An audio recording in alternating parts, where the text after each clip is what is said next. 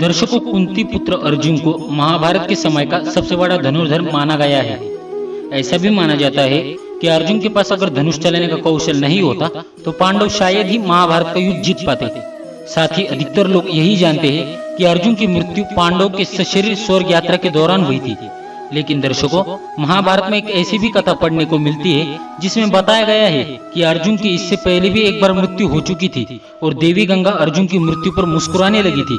तो श्रोताओं, आइए जानते हैं कि आखिर अर्जुन की मृत्यु पर देवी गंगा क्यों मुस्कुराने लगी थी। तो आज का हमारा ये वीडियो अंत तक अवश्य देखिएगा। नमस्कार दोस्तों, मेरा नाम है अथर्व और आप देख रहे हैं अथर्व तिवारी यूट्यूब चैनल। यदि आप भगवान श्री कृष्ण के भक्त हैं तो अभी हमारे चैनल को सब्सक्राइब कर ले और नीचे कमेंट सेक्शन में जय श्री कृष्ण अवश्य लिखिएगा। कथा के अनुसार महाभारत युद्ध में विजयी होने के बाद ज्येष्ठ पांडु पुत्र युधिष्ठिर हस्तिनापुर के राजा बने। कुछ दिन पश्चात श्री कृष्ण के कहने पर युधिष्ठिर ने अश्वमेध यज्ञ आरंभ किया। नियमानुसार यज्ञ के अश्व को अर्जुन के नेतृत्व में छोड़ दिया गया। अश्व जहां जहां जाता अर्जुन अपनी सेना के साथ उसके पीछे पीछे जाते थे। इस दौरान यज्ञ का अश्व कई राज्यों से गुजरा, जिसमें से कई राज्य के राजाओं ने तो अर्जुन से युद्ध किए बिना ही हस्तिनापुर की अधीनता स्वीकार कर ली और जिसने ऐसा नहीं किया उसे अर्जुन ने युद्ध में परास्त कर अपने अधीन कर लिया। इसी क्रम में अश्वमेध यज्ञ का अश्व एक दिन मणिपुर पहुंचा। उस समय मणिपुर का राजा अर्जुन और चित्रांगदा का पुत्र बब्रुवाहन था। बब्रुवाहन ने जब ये सुना कि उसके पिता अर्जुन उसके राज्य में पधारे हैं तो वह उनके स्वागत के लिए राज्य की सीमा पर जा पहुंचा और अपने पिता अर्जुन को देखते ही वह उनके स्वागत के लिए आगे बढ़ा, लेकिन अर्जुन ने उसे रोक दिया। अर्जुन बब्रुवाहन से कहा कि मैं इस समय तुम्हारा पिता नहीं हूँ बल्कि हस्तिनापुर नरेश का प्रतिनिधि हूँ, इसलिए क्षत्रिय नियमानुसार तुम इस समय मुझसे युद्ध करना चाहिए। उसी समय अर्जुन की दूसरी पत्नी उलूपी वहां आ गई और बब्रुवाहन से बोली, हे पुत्र, तुम्हें अपने पिता के साथ युद्ध करना चाहिए। अगर तुम युद्ध नहीं करोगे तो ये तुम्हारे पिता का अपमान होगा। माता की आज्ञा पाते ही बब्रुवाहन युद्ध के लिए तैयार हो गया। इसके बाद अर्जुन और बब्रुवाहन के बीच घोर युद्ध हुआ। काफी समय तक युद्ध चलने के बाद जब कोई परिणाम नहीं निकला तो बब्रुवाहन ने कामाख्या देवी से प्राप्त दिव्य बाण से अर्जुन पर प्रहार किया, जिससे अर्जुन का सर धड़ से अलग हो गया। यह देख हस्तिनापुर की सेना में सन्नाटा पसर गया, क्योंकि युद्ध में बब्रुवाहन ने अर्जुन से पहले भीम को भी परास्त कर दिया था। इधर यह बात जब श्री कृष्ण को पता चली तो वो तत्काल द्वारिका से मणिपुर के लिए निकल पड़े। उधर अर्जुन की माता कुंती भी अर्जुन की मृत्यु की खबर सुनकर मणिपुर के लिए निकल पड़ी। मणिपुर पहुंचकर अर्जुन को धरती पर पड़ा देख श्री कृष्ण को धक्का लगा।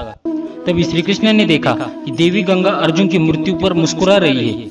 इतने में ही कुंती भी वहां पहुंच गई और अपने पुत्र के शव को गोद में रखकर विलाप करने लगी। कुंती को विलाप करता देख देवी गंगा से रहा नहीं गया और वह कुंती से बोली, हे कुंती, तुम व्यर्थ में रो रही हो क्योंकि तुम्हारे पुत्र अर्जुन को उसके कर्मों का फल मिला है। मेरा पुत्र भीष्म इसे अपने पुत्र की तरह स्नेह करता था, फिर भी इसने शिखंडी का सहारा लेकर मेरे पुत्र भीष्म का वध कर डाला। मैं भी उस समय ऐसे ही रोई थी जैसे तुम आज अपने पुत्र के लिए रो रही हो। मैंने अपने पुत्र के वध का बदला ले लिया, क्योंकि जिस कामाख्या देवी के बाण से बब्रुवाहन ने अर्जुन का सर धड़ से अलग कर दिया वो मेरे ही द्वारा प्रदान किया गया था। देवी गंगा के मुख से बदले की बातें सुनकर श्री कृष्ण हैरान हो गए और बोले, हे देवी, आप किस बदले की बात कर रही है? आप किस किस से बदला लेंगी? अर्जुन की माता कुंती से या फिर अर्जुन से? आप एक माता से प्रतिशोध कैसे ले सकती है? तब देवी गंगा ने श्री कृष्ण से कहा, हे वासुदेव, ये तो आप जानते ही हैं कि अर्जुन ने उस समय मेरे पुत्र का वध किया जब वो निहत्था था। अर्जुन का ऐसा करना जब उचित था तो अर्जुन का वध उसी के पुत्र द्वारा कराकर मैंने क्या गलत किया? तब श्री कृष्ण देवी गंगा को समझाते हैं कि अर्जुन ने जिस तरह से अपने पितामह का वध किया वो स्थिति स्वयं पितामह ने अर्जुन को बताई थी, क्योंकि पितामह जानते थे कि उनके होते हुए पांडवों की विजय असंभव थी। इसलिए उन्होंने स्वयं युद्ध से हटने का मार्ग अर्जुन को बताया था। अर्जुन ने तो बब्रुवाहन के प्रहारों को सिर्फ रोका है, स्वयं प्रहार तो नहीं किया। अर्जुन ने तो कामाख्या देवी द्वारा दिए गए दिव्य बाण और आपका मान बढ़ाया है। श्री कृष्ण के तर्क सुनकर गंगा दुविधा में पड़ गई और श्री कृष्ण से इस दुविधा से बाहर निकलने का मार्ग बताने को कहा। तब जाकर श्री कृष्ण ने देवी गंगा से प्रतिज्ञा को वापस लेने को कहा। फिर देवी गंगा ने अर्जुन के सिर को धड़ से जोड़ने का रास्ता बताया और उसके बाद श्री कृष्ण ने अर्जुन की दूसरी पत्नी और बब्रुवाहन की सौतेली मां उलूपी से प्राप्त नागमणि द्वारा अर्जुन को जीवित कर दिया।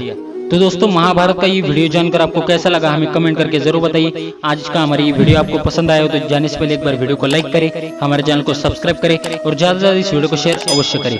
मिलेंगे अगली बार इस एक खास वीडियो के साथ, तब तक के लिए बहुत बहुत धन्यवाद। जय हिंद, वंदे मातरम।